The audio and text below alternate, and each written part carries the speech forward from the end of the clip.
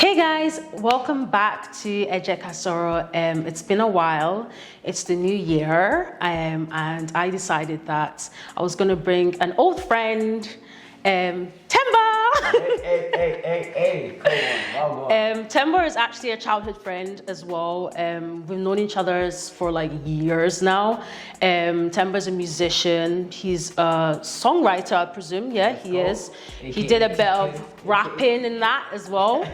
So yeah, just introduce yourself. Tell us a little bit about yourself. Hey, well on everybody. It's your boy T Kid, also known as Temba, my government name. She's only allowed to use that because she's known me before I even was who I am today. Yeah. But yeah, nah. Thank you for having me. Yeah. Thank you for having me. So just tell us a little bit about yourself, about your music, and I know you have a group called the Yellow Flame. Yeah. So this is like back in the day. Tell us a little bit about that. Alright, so I said my name is Temba, aka T Kid. I'm a rapper, MC, and just musician from originally from Malawi. Born in Malawi, raised here in Scotland, and and found everything I know here. Learned how to rap, sing, everything back from before high school days and everything. Still going strong, just sending good vibes and good vibrations to everyone. That's it. And speaking of like back in the day, high school, like I feel like I just have to bring it up because when I knew Temba was doing like a lot of like rapping like in high school from like first year actually, like that's like because I was a year above you. So like I knew Temba like from like long time, and he's been doing this for time. He's been hustling for time, and for me it's very inspiring because like a lot of people that start something or start music or something when they're younger, they don't necessarily continue that. And especially when you weren't, it's not like you weren't doing the thing that you were doing, like you were constantly doing like events, like you were constantly doing like little gatherings with people. I remember there was a time you even got me to like sing on one of the so it was like I remember. So like you've been hustling for time, and obviously while you're doing all that hustling, there's going to be people that don't really like care about what you're doing, and they're probably going to be very discouraging and telling you that may just give up, like why are you still doing this. What gave you that strength to like keep going? Because when I tell you that Temba's been doing this for a time, he really has. He's been hustling for years, and even when no one knew who he was, he just kept going. Like he was constantly bringing out music. And I think one thing that I can say that kind of helped was like your community of people you had around you, and you had people who were always constantly motivating you and telling you that, oh, you've got this. So what, other than that aside, like what other things that kept you going and gave you that drive that it doesn't matter what anyone else is saying right now, I'm just going to keep going? Okay, so like you said, it started a long time ago. I think the first time I was really thought about being a star, I was 10 years old. I was like P6, and I remember my dad bought me a guitar, just a cheap acoustic guitar from like Lidl. He got that from my I didn't even know that Lidl sold guitar. I don't know how he found it in the sales section. I don't know, but they sell the plants and all I've never seen a guitar. Never. I remember him bringing it home. I didn't know how to play it, whatever. I was just playing little strings and stuff. And growing up, I grew up in a Seventh-day Adventist Christian family. So all me and my brother Ace were exposed to was kind of Christian music, a bit of Malawi music from back home. Then my mom's little brother, he's a Rastafarian. He came to the country and he stayed with us for a bit before he found his feet. He used to rap as well in Glasgow. People like Caddy K, the guys from Up to Standard, that owns Up to Standard, Pengu. He used to rap with them, but then he had kids and kind of fell off. But he was the one, while my mom and my dad were like, oh no, only listen to gospel. When he was babysitting us, he called me P Diddy and Ace was 50 Cent. No, I think it was the other way around. And then that's when we saw these music videos. We saw in the club. Blah, blah. So I always had that kind of musical background. My dad was a singer in the church. He's like the main person that like leads in the church. He would do that with Jeremy Bieber's mom. They would sing together, and then we were just the little kids watching up. So we were always kind of just like, we had that music in us, And I'm sure you grew up in a church as well. Kindergarten, asked the teacher to sing, and so even though back then we didn't know anything about music, it was always in my heart. So when I got that guitar, I was like, all right, let me be like, you know, I don't know, Bob Marley or something. Try and write something. I didn't know what I was doing. Fast forward, come high school, you know, Mr. McLean and all that. Yeah. When they actually forced us to play, you know, obviously it was a choice, but like it was more kind of like they pushed us. And the talent show, like you mentioned. Talent show first year. Me, Prince, everyone. We were doing all of that, and again, it was always just a hobby. It was always just something I liked doing. I liked doing that show off. I liked doing that. But then it was, like I think it was after that. No, I did it a few times. I think it was after the time I did it with Jordy. I remember that. I remember that. Jump. I remember people. That was really good. That was so good. People were actually looking at us and they were looking at me anyway, and they were like, "You should try this. You should try this." And then I was like, "You know what? Let's do this." So Yellow Flame Gang started, and that was like so basically. The church I went to, like the logo for the church, the Sunday Rise Church is like a yellow flame. And in that church, there was me, Jeremy, Ace, there was Clement and Richmond. I remember, If you're watching this, Rich. He used to sing. We had like a church group as well where we play instruments and sing. Jeremy was the singer. And where we used to kind of rap sometimes as well after the service, even though we shouldn't have in the church. And we called ourselves, so cringe looking back, we called ourselves the Yellow Flame Gang, like the church gang. We weren't a gang, don't get it mistaken. We don't do any of that gang banging or anything. We're good kids, we were good kids. And then, we're like, let's try this. A year later, we were going to like youth clubs in the area, and that's when we got the opportunity to do our own show. And that's when I remember you were posting videos singing. Ace was like, yo, let's get Annie and evidence of that. I remember that. Come up and like that was true. We got JE Ka Soro as well. He came over. It was so weird. Like every time there's so many things that we did back then. Like you don't realize like how much we did. Like even now, you just bring that up has brought. I would have forgot to say this. This is a part of me. I always keep in the shadows, but she's exposing it now. So, but I guess it's something that as much as I'm cringing thinking about, I'm happy, and that kept us going. And like you said, the group of friends I had around me, they were the people I still talk to till this day. The same group, including yourself. We all had dreams and visions. We knew we didn't just want normal, regular 9 to 5. Exactly. So I feel like just watching people like yourself, watching people like Carmel doing her thing as well, and our school, especially something about our school was just. I think not even necessarily our school. I feel like there's just something about the year, the 4th and 5th years, like just that group. It was, I don't know what it was. Like we're just always constant, like very supportive towards each other.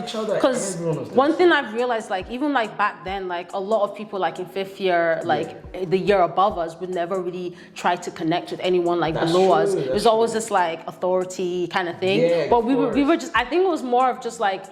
There wasn't a lot of black people in our year, and then there was like, all right, a few like in your year. So we were just like, we're just all gonna be friends, exactly. like. You know what I'm saying? I've noticed as the years go on, younger, like more black people are joining. I feel like in some way we paved the way. I think we they definitely feel more confident to like. I heard there's more people dancing, doing black people doing talent shows now. Because back then we were not. It was not a lot. So like I said, those people like yourself, you were singing. Jacques Bed was doing people's hair. And, doing her cosmetic stuff, and then you had the sports people, Jacob Jr. All of them. So everyone was doing something like creative. So I feel like that's what kept me driven. Because I looked up to you guys. I looked up to you. I've always been the youngest in the crew by months or whatever. I was always looking up to y'all. And I just love performing and writing. And then fast forward now, I'm still doing my thing, rapping and stuff. But only that now, for the past few years, I've actually found the style of music I like. And I used to just do a lot of hip hop and rap and stuff, and talking about money that I didn't even have, chains that I didn't even have, all of that stuff. But you just have to dream, man. You just have to speak into existence. That's why I never understood when people hate on young kids and stuff for dreaming and trying to do something, because it's like, do your thing, you start somewhere and eventually you find what you actually want to do. I'm sure a lot of us have gone through trying different styles of music or different businesses, but now actually I feel found something. I'm passionate about, whether it's through faith or whatever. And yeah, so now it's just, you know, we just keep going. But it was definitely family and friends that have kept me driven. So going into like, obviously fast forwarding into like finishing university or college or whatever it may be, how have you been able to like get that recognition now, like right now, presently? What have you been doing that you feel like it's gotten you to where you are now? Or when was the first time that you ever got that like recognition and people were like, oh, that's T-Kid or that's Temba? Like, like, what was that like? What was that like? Man, like, I feel like it really all started to pop off because between high school, when we started doing music, trying to do it seriously, dropping stuff on SoundCloud, and now I feel like maybe 2019 was when we started, just before COVID, and this sucks because COVID kind of put us all on a pause, but it's like COVID, YFG, Yellow Flame Gang, it was just like a year after we dropped our first mixtape, we started to get recognized by like organizations that actually pay us to perform. And I remember we got an email, I think it was Jeremy or Ace got an email from, at the time there was the Scottish Music Awards called the IMAs. We'd never heard of it. Because we were only kind of doing shows within the R&B, hip-hop, the black African community. So these were like some top guys, you know, they were like, would you like to, we didn't get nominated, but we got asked to perform or something. And then we got paid a little something for it as well. It was like, wow, this is something like our names, that people are seeing us. There was like record label owners, there was like people from platforms and stuff that were all at this event. Wow. Remember that was also the first time my mom came and dad came to. And they were always like Christian music. That was the first time they came to actually support. Was a big thing, and it was like, I remember being on the stage, I was nervous, but as soon as the music came on, I'm like, YFG? We were like, yo, I knew all of us were just like, this is what we want. I remember after, we literally all hugged each other, me, Abdullah, everyone, we all hugged each other, Ace, and we were like, yo guys, let's push this. And since then, we just kept going and going, and now it's became a normal thing, getting paid shows, getting paid, you know, whether we're doing now modeling. I study radio and journalism now as well. Oh, wow. Love that. That's, first of all, this is a whole new news to me, because I swear you said you weren't like, you were just trying to focus on your music and stuff.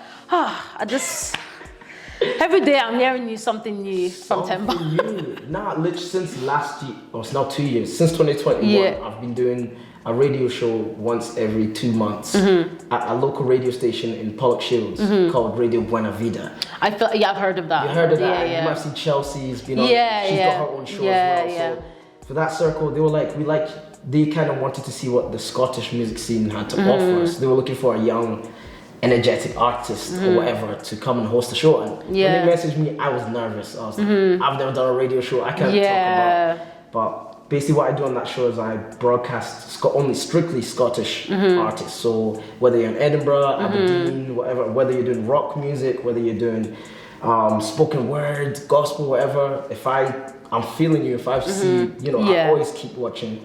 I'll play you and just let people know, and especially in the local area, that there is a Scottish scene. Because like you were saying before, like it's kind of hard. Like a lot of people had started doing music but kind of fell off because we are from Scotland. Everyone's like moved to London. That's where all the stuff. And I feel like it ruins the whole point of like trying to bring something here. Like, you know, Scotland is a place as well. Like, it's not just London. And I feel like in other interviews as well, I've always mentioned that London just seems like overpopulated with so many people who are musicians. Like, it almost feels like there's no space or room for you to do. It's like you have to be different.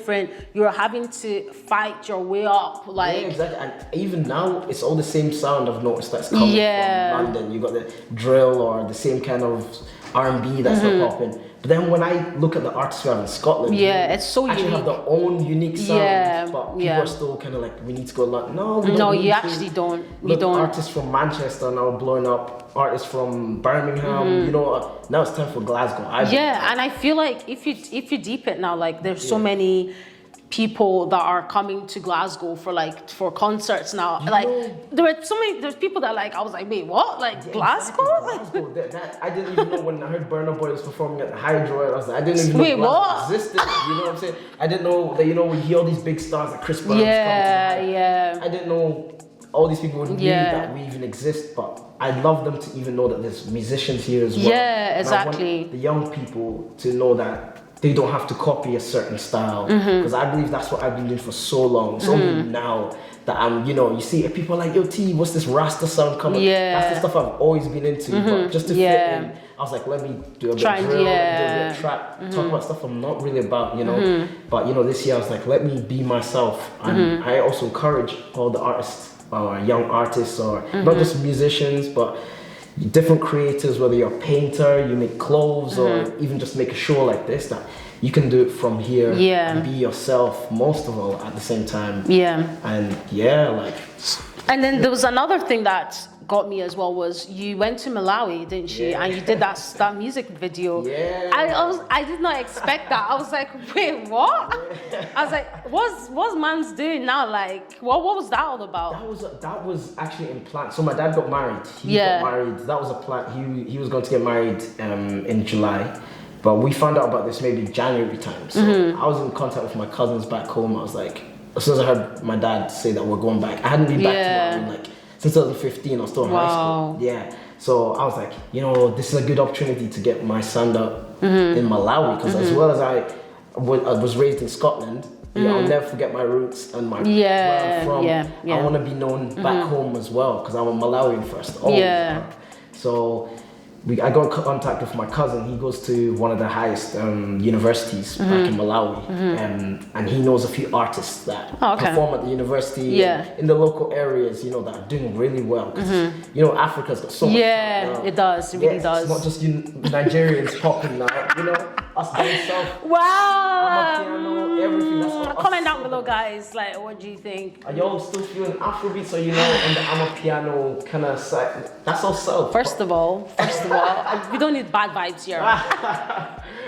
End of the day, so I'm just happy to see African music thriving. But so we contacted my cousin. He was like, I know a few people, we can set it up, and then when you come here, we just get the music video sorted. So that song was recorded originally from here in Glasgow. I sent it over to the artist to add his stuff. The beat was made by a Malawian teenager. Wow, You know what I'm saying?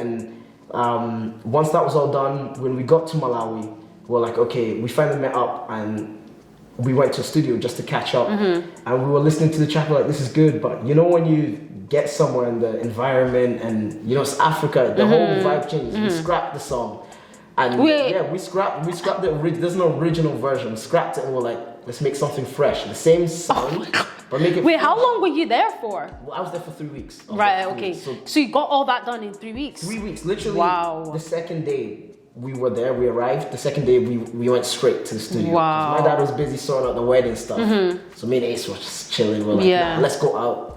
Cousins, he drives. So he took us to the studio, and the pound is very strong in Malawi. So me and Ace went there with barely anything, but that was big money back then. So we were able to pay for our studio time and pay the artists that we worked with. And then that happened.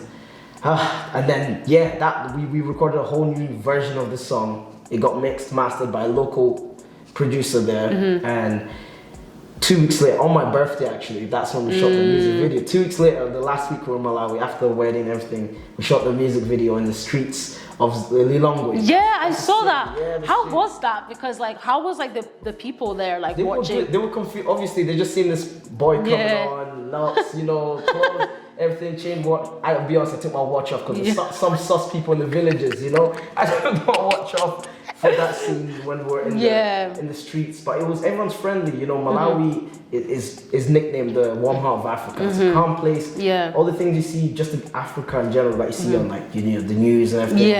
Place and people just steal things. That's all nice. So if you're not from Africa and you're hearing this, don't believe all you see on the news and everything. But we shot the video. It was so nice. It was, and the people that were working with, the models I was working with, and everyone, all my cousin's friends, it was all just a blessing to do it on the day I was born as well. Wow, it looks really good, man. It just kind of gave me because I don't necessarily watch a lot of Afro, even when I listen Burna Boy and all these other artists, I always just listen to it. I never really watch the videos. And I remember when I went back home to Nigeria, most of the channels were usually all like the Afro beats like artists and stuff, and you actually see the videos, and I was like, wait, I didn't even like what you listen to and what you watch is always like so like different. So when I was watching that, it just gave me like throwbacks to back in the day, like when you listen to like an Afro beat song or just like a Nigerian song or like any African song in general. It just gave me that feel, that vibe,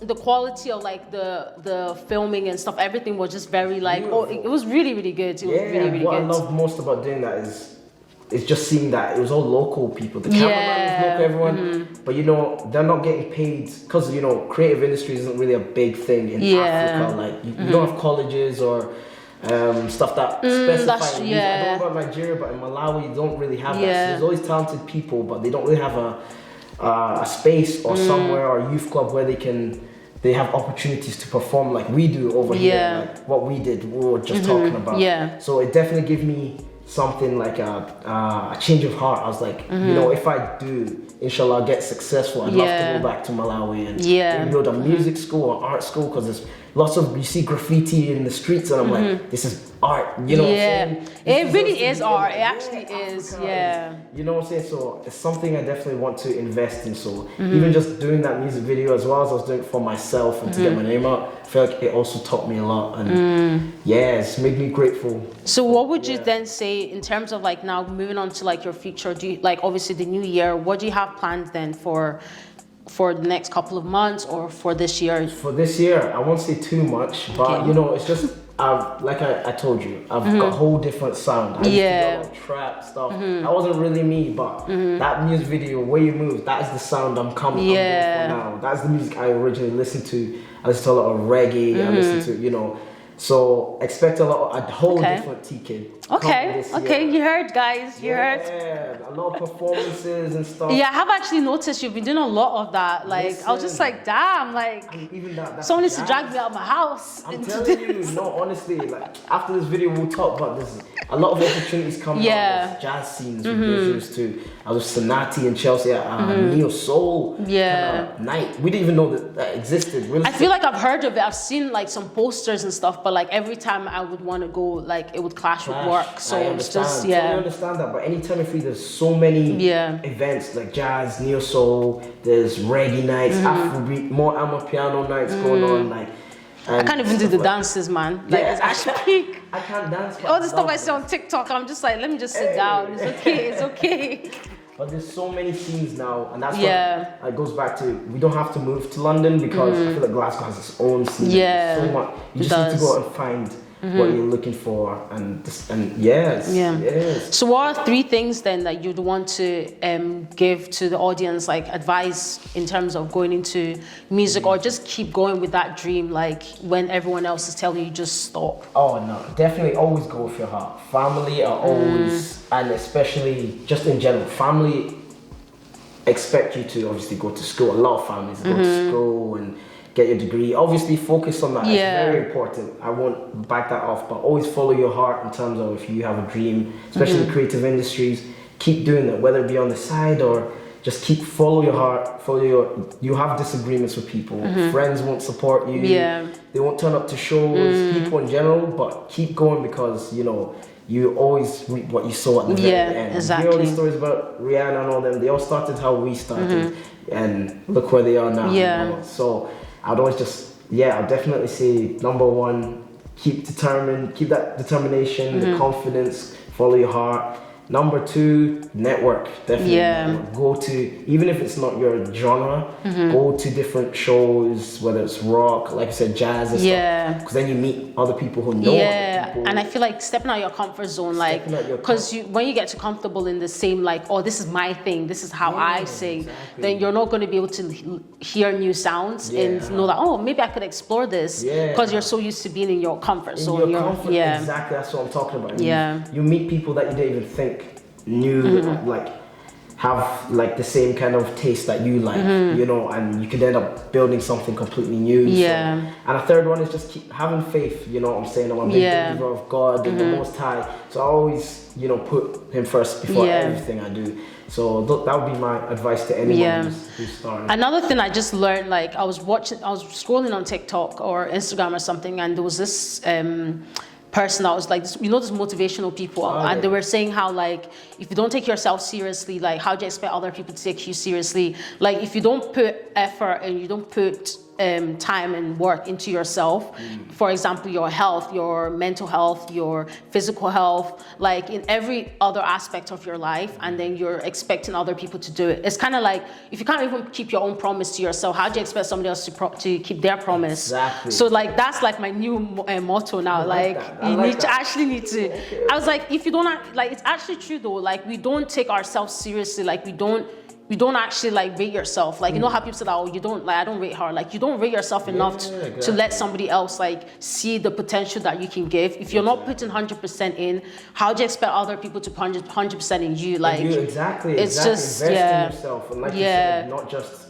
financially, but health, everything. Look after your health. There's so many diseases going on right now and everything, and so many exactly holding us back, and especially as Black people, I feel like we need to start paying attention to health, because I feel like health is something that a lot of us, we just kind of be like, no, we'll pray about it, or we'll just, it'll be fine, ignore it. You know, always definitely look after your health, watch what you eat, you know, watch what you take in, you know, from other people, watch your friendship groups. A lot of toxic people out there that pretend they're your friend but don't want the best for you. So definitely keep one eye open when you're sleeping, and definitely, man. Like, that's good. But it's very insightful though, and it's also obviously always nice to like get to talk to you and learn a bit about certain things that you're doing now. I think it's just amazing that you're still fighting, like in this day and age, like many people that have given up, and you're still keep fighting that. And like you guys have heard, like just continue doing your thing, like don't give up. Like it's such a cliche, like everyone says it, don't give up, but every time you watch these videos, you see that all these people that started or are doing something or are still doing what they're doing, they didn't give up when everyone else was telling them no. Like they continue to do it. I hope you guys enjoyed this episode, and I'll see you next time. Bye.